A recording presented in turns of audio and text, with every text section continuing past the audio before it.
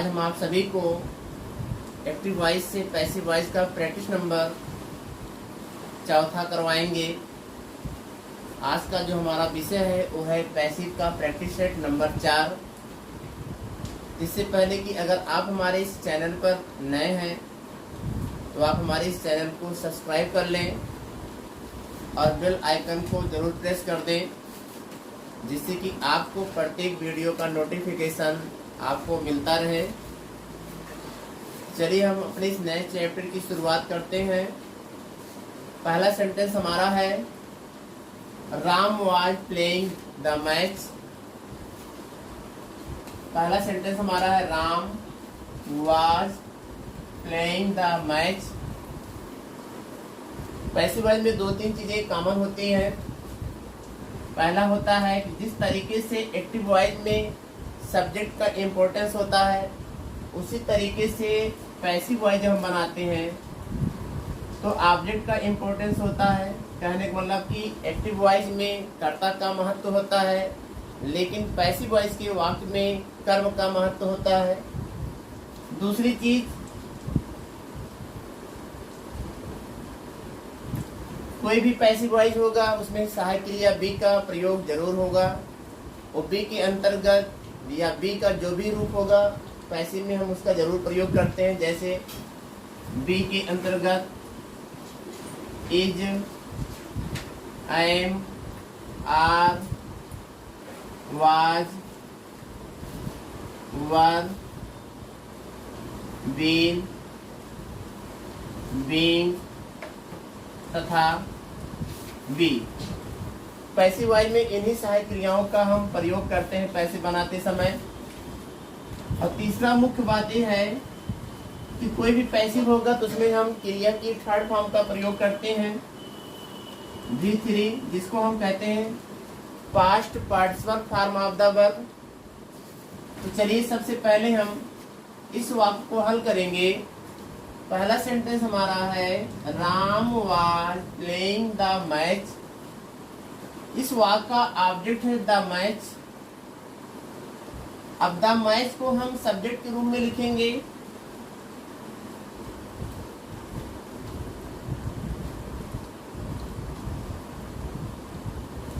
The match को लिखने के बाद हमें टेंस और कर्ता के अनुसार सहायक क्रिया का यूज करना है। टेंस हमारा पास्ट कंटिन्यूअस है और पास्ट कंटिन्यूअस टेंस की पैसिव बनाने के लिए वाज बीन या वेयर बीइंग का प्रयोग करते हैं कर्ता के अनुसार। एक वचन के साथ करेंगे वाज बीइंग, और बहुवचन कर्ता अगर हमारा आता है तो उसके साथ हम लिखेंगे वेयर बीइंग। द मैच हमारा सिंगुलर सब्जेक्ट है, इसलिए हम इसके साथ लिखेंगे वाज बीइंग। और वाज बीइंग का प्रयोग करने के बाद क्रिया की थर्ड फॉर्म का प्रयोग करेंगे। एक क्रिया का फर्स्ट फॉर्म प्लस आईएनजी है, जिसको हम कहते हैं present participle form of the verb. लेकिन हमको यूज करना है क्रिया की थर्ड फॉर्म का प्रयोग करना है, इसलिए हम लिखेंगे प्ले का थर्ड फॉर्म प्लेड। फिर बाई का यूज करेंगे। अब बाई का यूज करने के बाद जो एक्टिव वॉइस का कर्ता हमारा राम है उसको हम बाई के बाद लिखेंगे और वाक्य के अंत में लिखेंगे, लगाएंगे फुल स्टॉप। इस तरीके से यह सेंटेंस हमारा कंप्लीट हुआ। दूसरा सेंटेंस हमारा है यू मस्ट कॉल हिम। तुम्हें अवश्य ही उसे बुलाना चाहिए। यह हमारा एक मॉडल ऑक्सिलरी वर्ब है। और कोई भी मॉडल का पैसिव अगर हमें बनाना है तो मॉडल हेल्पिंग वर्ब को लिखने के बाद इसमें हम बी जोड़ते हैं। अब बी का प्रयोग करने के बाद पैसिव के लिए क्रिया की थर्ड फॉर्म का प्रयोग करते हैं, तो हम पैसिव इस तरीके से बनाएंगे। तो चूंकि मस्ट हमारा एक मॉडल हेल्पिंग वर्ब है, तो मॉडल हेल्पिंग वर्ब जो भी आया रहेगा हम करता चाहे हमारा सिंगुलर हो या प्लूरल, तो सभी के साथ हम उसी मॉडल वर्ब का यूज करते हैं। तो इस वाक्य का ऑब्जेक्ट हमारा हिम है। हिम का सब्जेक्टिव केस होगा ही। अब यहाँ पे मस्ट है तो इसको लिख देंगे मस्ट बी। हमने इसमें केवल मस्ट के साथ बी जोड़ दिया, मॉडल हमारा हो गया। इसमें हमने बी जोड़ दिया, ही मस्ट बी। अब क्रिया की थर्ड फॉर्म को प्रयोग करना है, तो काल का थर्ड फॉर्म हो जाएगा कार्ड, जिसको हम कहते हैं past participle form of the verb, etc, यानी आगे बढ़ेंगे बाई। अब जिस तरीके से पहले वाक्य का कर्ता राम था, तो हमने बाई के बाद राम को लिखा, उसी तरीके से दूसरे सेंटेंस में हमारा एक्टिव वॉइस का जो कर्ता है वो है यू, इसलिए हम बाई के बाद यू को लिखेंगे ऑब्जेक्टिव केस में, तो यू का ऑब्जेक्ट भी यू होता है। तीसरा सेंटेंस हमारा है समवन स्टोल माई पेन। अब इस वाक्य का जो ऑब्जेक्ट है वो है माई पेन, तो हम सब्जेक्ट के स्थान पर लिखेंगे माई पेन।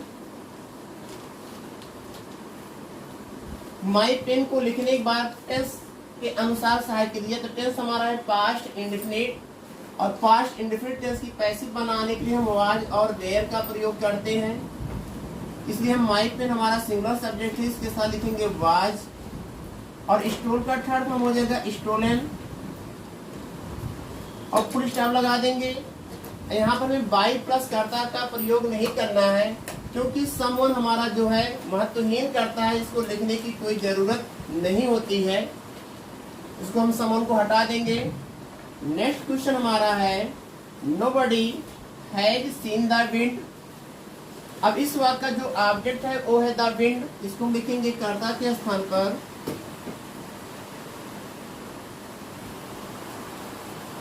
टेंस हमारा प्रेजेंट परफेक्ट टेंस है, तो द विंड हमारा singular subject, so use of has been with the wind. उसके बाद क्रिया की थर्ड फॉर्म सीन, etc है नहीं, बाई लिखेंगे। अब सॉरी, यह सेंटेंस हमारा nobody has seen the wind negative sentence है, इसलिए जब हम इस सेंटेंस की पैसिव बनाएंगे तो हमें सहायक क्रिया के बाद नॉट का प्रयोग करना होगा। तो हमने क्या किया, सबसे पहले द विंड ऑब्जेक्ट था, जिसको हम सब्जेक्ट के स्थान पर लिख दिया। टेंस हमारा प्रेजेंट परफेक्ट टेंस है, इसलिए प्रेजेंट परफेक्ट टेंस की पैसिव बनाने के लिए हैज बीन और हैव बीन का प्रयोग करते हैं। तो द विंड हमारा सिंगुलर है, इसलिए इसके साथ हैज बीन का प्रयोग करेंगे। लेकिन वाक्य हमारा नेगेटिव है, तो नो बॉडी में से हम नॉट को केवल लेंगे, पहले नॉट लिखेंगे, उसके बाद बीन। तो सेंटेंस हमारा हुआ the wind has not been. क्रिया की थर्ड फॉर्म सीन लिखेंगे और फुल स्टॉप लगा देंगे। अब हमें नो बॉडी के स्थान पर बाई के बाद जो हम नो बॉडी को लिखते हैं, नो बॉडी को लिखा जाता है, इसको लिखने की कोई जरूरत नहीं है, क्योंकि जिस तरीके से समवन एक महत्वहीन करता है हमारा, उसी तरीके से इस सेंटेंस में नो बॉडी भी हमारा एक महत्वहीन करता है, इसमें हमने केवल नॉट को ले लिया, शेष वर्ड को हमें लिखने की कोई जरूरत नहीं है। अगला एग्जांपल हमारा है व्हाट आर यू डूइंग। अब हमें इस टेंस की पैसिव बनाना है, तो टेंस हमारा प्रेजेंट कंटिन्यूअस है, और इस वाक्य का जो ऑब्जेक्ट है वो व्हाट है, तो व्हाट को हम लिखेंगे, व्हाट के अनुसार इज लिखेंगे, और कंटिन्यूअस की पैसिव बनाने के लिए बीइंग, व्हाट इज बीइंग। क्रिया की थर्ड फॉर्म डन, बाय लिखेंगे, यू का ऑब्जेक्टिव यू होगा, और वाक्य के अंत में क्वेश्चन मार्क लगा देंगे। इस तरीके से यह सेंटेंस हमारा कंप्लीट हुआ। अब आप देख रहे होंगे कि हमने आपको बताया कि बिना बी सहायक क्रिया की कोई पैसिव नहीं होती है, वो बी के रूप में चाहे जो आए, प्रेजेंट में अगर होगा तो आपका इज एम आर आएगा, पास्ट में अगर होगा तो वाज और वर आएगा, अगर आपका जो है परफेक्ट टेंस होगा तो बीन आएगा, और अगर आपका कंटिन्यूअस चाहे प्रेजेंट या पास्ट होगा उसके साथ बीइंग जोड़ते हैं। जिस तरीके से हमने यहाँ पर पास्ट कंटिन्यूअस टेंस की पैसिव बनाने के लिए वाज बीइंग, वेयर बीइंग का प्रयोग किया गया, प्रेजेंट कंटिन्यूअस टेंस की पैसिव बनाने के लिए इसके साथ बीइंग का प्रयोग किया गया, और यहाँ पर बी है, जैसे मॉडल का हमने पैसिव बनाया, ये हमारा मॉडल है, तो हमने मॉडल के साथ भी बी का प्रयोग किया। इस तरीके से हम इसकी सहायता से पैसिव बनाते हैं। अगला सेंटेंस हमारा है do you cook the food, क्या तुम भोजन पकाते हो। अब हमें इस टेंस की इस सेंटेंस की पैसिव बनाना है तो सेंटेंस हमारा फर्स्ट टाइप इंट्रोगेटिव है और टेंस हमारा जो है प्रेजेंट इंडेफिनिट है। तो अगर सेंटेंस हमारा एक्टिव वॉइस का इंट्रोगेटिव है तो हम पैसिव भी इंट्रोगेटिव में ही बनाएंगे। तो यहाँ पर कर्ता के अनुसार डू है, लेकिन हमें पैसिव बनाने के लिए प्रेजेंट इंडेफिनिट टेंस में इज एम आर का प्रयोग करते हैं कर्ता के अनुसार। तो नया कर्ता हमारा हो जाएगा द फूड, इसके अनुसार लिखेंगे is the food, is the food. Do के स्थान पे इज आ गया और यू के स्थान पे द फूड आ गया। अब कुक का थर्ड फॉर्म हो जाएगा कुक्ड, ईटीसी है नहीं, आगे बढ़ेंगे बाई, और इस वाक्य का जो कर्ता था यू है, जिसको हम पैसिव वॉइस में लिखेंगे बाई के बाद और वाक्य के अंत में लगाएंगे क्वेश्चन मार्क। इस तरीके से यह सेंटेंस हमारा पैसिव का कंप्लीट हुआ। अगला क्वेश्चन हमारा है हैव योर ब्रदर्स टॉट हर। यह सेंटेंस भी हमारा फर्स्ट टाइप इंट्रोगेटिव है। अब हमें इसकी पैसिव बनाना है तो सबसे पहले हम ऑब्जेक्ट को ढूंढेंगे। ऑब्जेक्ट हमारा यहाँ पर है हर, जिसका सब्जेक्टिव केस होता है सी।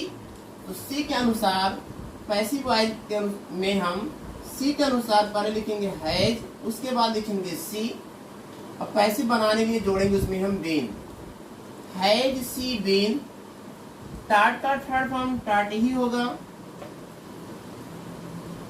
फिर बाई लिखेंगे और इस वाक्य का जो सब्जेक्ट था हमारा योर ब्रदर्स था, जिसको हम बाई के बाद लिखेंगे।